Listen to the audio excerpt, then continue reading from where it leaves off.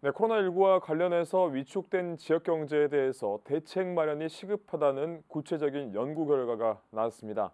이 연구 보고서를 만든 오병기 광주전남연구원 기획경영실장과 오늘 이야기 나눠보겠습니다. 안녕하십니까? 네, 안녕하세요. 네.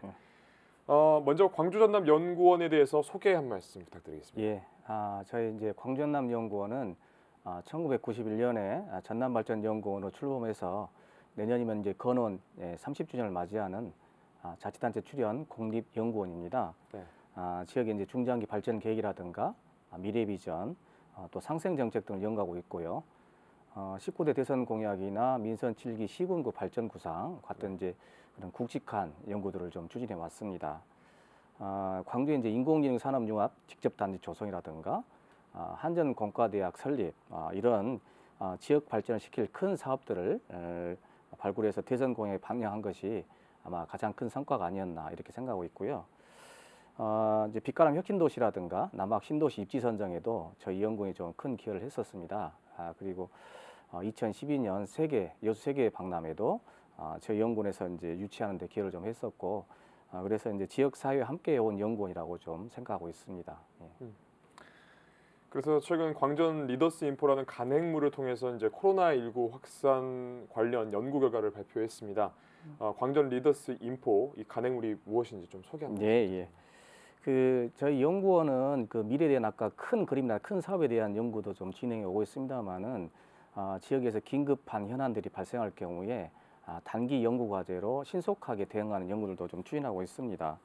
예를 들어서 이번에 이제 코로나19 감염증 확산과 같은 이런 이제 국가 전체적으로나 지역 차원에서 위기가 급속히 확산되고 있을 때 이게 이제 지역 경제에 미치는 영향이 어느 정도 될 것 같고, 그래서 과거에는 이런 사례가 있을 때 어떻게 했더라. 그래서 앞으로는 어떻게 대응해야 되겠다. 이런 연구들을 이제 해서 그 대응 방안을 제시하는 것이 이 광전 리더스 인포의 성격이고요. 네. 그래서 이제 이 연구 결과들은 이제 다양하게 많은 분야에 있는 전문가들이 거의 매주 이슈별로 이렇게 진단을 해서 제시를 하고 있습니다. 예. 네, 그래서 이제 본격적인 연구 결과에 대해서 좀 이야기 나눠보겠습니다. 먼저 코로나 확산과 관련해서 경제적인 영향을 좀 분석했을 건데 좀 어떻게 전망됐습니까?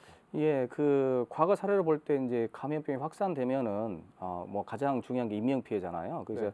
인명 피해는 이제 뭐 경제적으로 어떻게 가치를 측정할 수 없을 정도 큰 피해입니다만은 이제 추가적으로 경기가 위축되는 이런 효과들이 계속해서 발생된 걸 저희들이 확인할 수 있었습니다. 이제 특히 이번에 이제 중국에서 시작된 그 코로나19로 인해서 대중국 무역이 좀 위축이 되고, 또 이에 따라서 이제 미국이라든가 일본 같은 주요 선진국에서도 경제 성장률이 지금 마이너스가 될 거다. 이런 예측까지 나오고 있는 상황입니다. 그래서 이제 우리나라도 이제 지금 생산되고 있는 주력 수출 품목들, 이게 지금 물류 측면에서 수출이 이제 발목을 잡히고 있거나 아예 수출을 못하는 상황들이 발생하고 있는데요. 특히 이제 농수산물 같은 경우에는 이게 수출이 안 되면 이제 폐기 처분해야 되는 상황이잖아요. 그래서 네. 특히 농수산물 수출에서는 굉장히 극심한 피해가 네. 발생하고 있고, 네. 그것이 이제 제조업 측면에서도 이제 발생을 하고 있는 것을 이제 목격할 수가 있고요. 그리고 이제 그 내수 측면에서 볼 경우에는 외식 산업이라든가 관광 산업 쪽에 있어서 사람들이 외출을 꺼리니까 이제 밖으로 가서 이제 관광도 하지도 않고 외식도 안 하고 이러다 보니까 그런 측면에서도 이제 소비가 위축되는 이런 경제적 효과, 또 경기 위축 효과가 현재 나타나고 있습니다. 예. 내외수 측면에서 모두 좀 어려운 상황인 것을 언급해 주셨는데요. 그렇다면 이에 대한 정부 대응 동향은 어떻습니까? 또한 주요 대책들 좀 분석하셨을 것 같은데 어떤 것들이 있습니까? 예.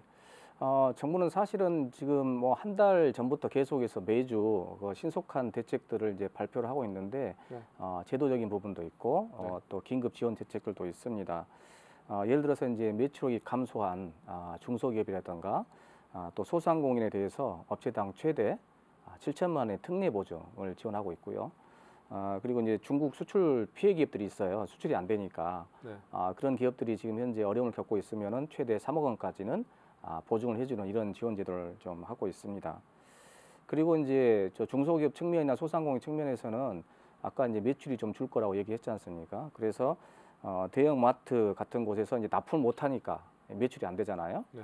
그러면은 이제 대신에 온라인에서 쇼핑몰을 개설하는 걸 이제 정부가 지원을 해주고 있는데 이제 중소벤처기업부에서 그에 대해서 이제 특별기획전 같은 걸 기획하고 이제 지원해주면은 지역에 있는 중소기업이나 소상공인의 그 입점을 해서 판매할 수 있도록 이렇게 지원하고 있고 제도적 측면에서는 이제 최근에 그 월급 받아 생활하신 분들 다 느끼시는 부분입니다만은 이제 그 소득 신용카드 소득 공제를 한시적으로 몇 달간 좀 더 확대해주는 이런 제도들도 지금 시행하고 있습니다. 예.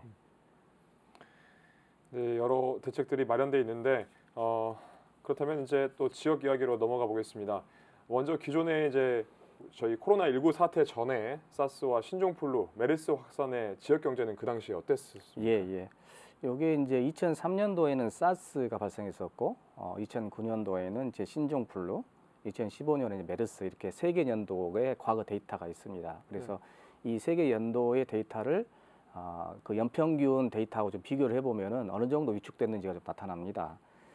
그래서 이제 2001년 이후에 한 20년 정도 되는 그 연평균 성장률을 가지고 분석을 해봤더니 광주는 대략 연평균 한 3.1%씩 꾸준히 성장을 해왔는데 그 시기 때마다 이렇게 푹푹 이렇게 이 경제 성장이 떨어져서 그 시기 3년을 평균을 해봤더니 0.8% 정도밖에 안 돼서 거의 한 2.3%포인트 정도 이렇게 낮아졌습니다.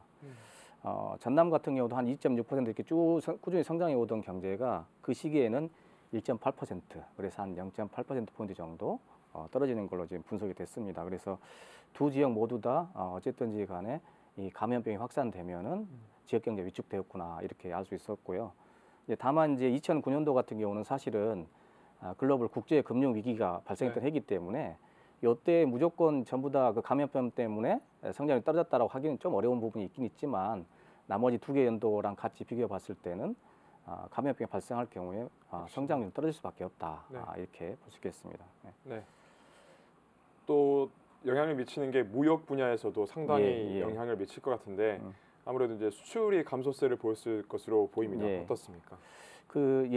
맞는 말씀인데요. 그 우리 광주하고 전남의 주력 수출 부문이 조금 다릅니다. 그렇죠. 이제 광주는 이제 자동차하고 가전 정도, 전남은 이제 석유화학하고 철강판 이쪽이 좀 주력 수출 품목들인데 대략 그 연평균 성장률이 이 감염병이 확산되는 시기에는 한 3분의 1 토막 낮다 이렇게 보시면 되겠습니다.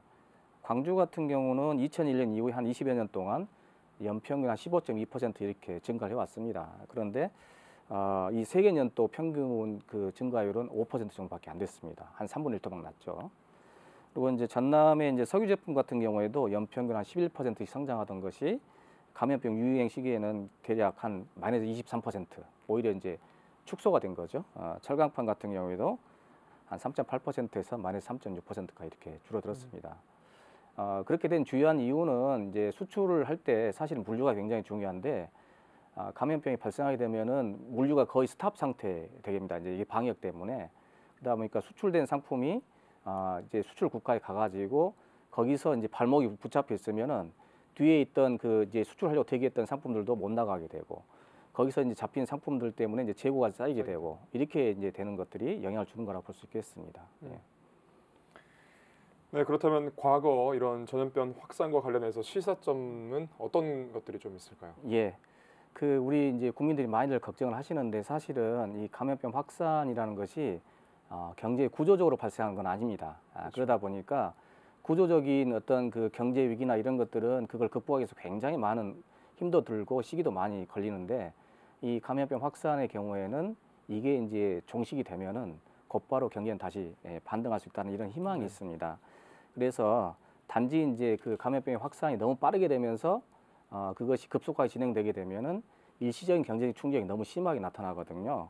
그래서 이제 이 경제적인 충격이 발생하는 동안에 우리 이제 그 소상공인이나 자영업자, 중소기업이 도산하거나 또는 이제 생계를 위협받는 상황이 되기 때문에 이때에 살아남을 수 있도록 최대한 지원을 해주고 그래서 감염병이 종식되고 나면 다시 경제 여건을 뛸 수 있도록 이렇게 지원하는 게 굉장히 중요합니다. 뭐 말미에서 뭐 다음 대응 방향에 대해서 이제 질문 드릴 건데 말미에서도 좀 말씀해 주셨습니다. 그렇다면 어떻게 좀 광주 전남이 이 사태를 좀 대응을 해야 할까요? 아무래도 이제 다른 지역보다는 다행스럽게 우리 광주 전남에서 감염병의 확산 징후는 그렇게 많지는 않아서 다행인데요. 지금 가장 그 어려움을 처할 것 같은 그 상황은 대중국 주력 수출 품목, 요게 지금 수출을 좀 어려움을 겪고 있는 상황입니다. 그래서 수출 측면에서는 지금 아까 말씀드린 것처럼 중국에 수출됐는데 발목이 잡혀 있는 상품들이 있을 수 있고, 또 중국으로 수출하려고 했는데 현재 여기서 수출 못하고 발목이 잡힌 것들이 있을 수가 있으니까 그런 상품들에 대해서는 이제 정부나 자치단체에서 물류 창고를 좀 확보해 준다든가 이런 대책이 좀 필요할 것 같고요.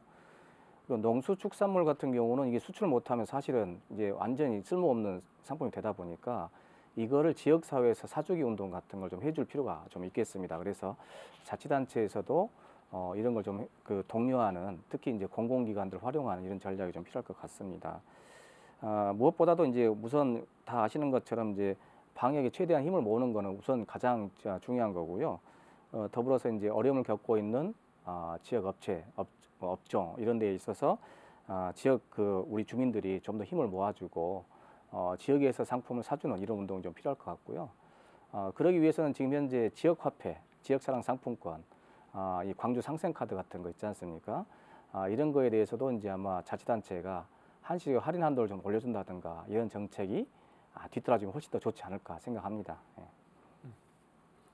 네, 끝으로 지역민들께 당부 말씀 부탁드리겠습니다. 네, 우리 경제 이론에 보게 되면은 이 정부나 자치단체의 정책에 대해서 우리 국민들이 이제 좀 반응을 좀 하는 부분이 좀 있는데, 경제 이론에서는 국민들이 생각하는 대로 경제가 이루어진다 이런 게 있습니다. 예를 들면 이런 거죠. 경제가 어려워질 거라고 생각할 경우에 지갑을 닫게 되면은 모든 사람들이 지갑을 닫은 그 상황이 연속되게 되면은 진짜로 경기가 안 좋아집니다. 네.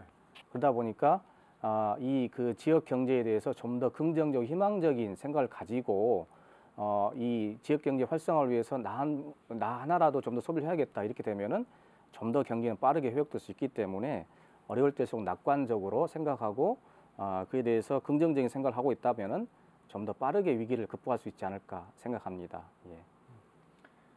네, 광주 시민들의 또 소비에 대한 긍정적인 심리가 네, 또 네. 영향을 미친다는 말씀이셨습니다. 오늘은 코로나19 사태로 인한 지역경제 대책 마련과 관련해서 여러 이야기들 나눠봤습니다. 오늘 말씀 고맙습니다. 예, 고맙습니다.